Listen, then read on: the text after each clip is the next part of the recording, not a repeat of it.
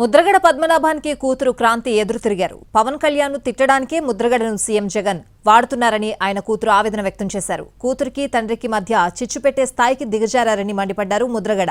తన కూతురు చేత కొంతమంది వీడియో విడుదల చేయించారని చెప్పారు.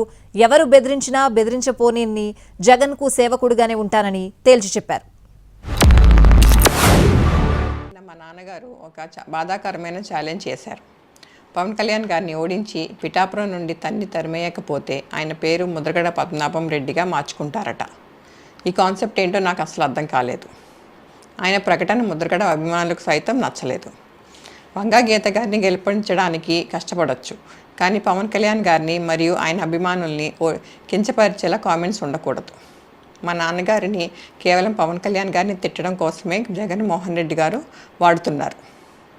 ఈ ఎన్నికల తర్వాత ఆయనను ఎటు కాకుండా వదిలేయడం పక్కా. ఈ విషయంలో నేను మా నాన్నగారిని పూర్తిగా వ్యతిరేకిస్తున్నాను. చిన్న వీడియో రిలీజ్ చేశారండి అయ్యా.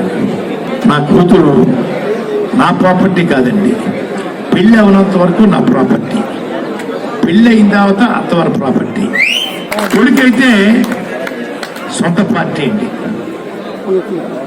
తండ్రి ఆధ్వర్యంలో కొడుకు తప్పు చేస్తే తండ్రికి చెడ్డ, కానీ నా కూతురు చేత పెళ్ళైన అమ్మాయి అయ్యా వారి ప్రాపర్టీ చేత నా మీద బ్యాడ్గా చెప్పించారండి.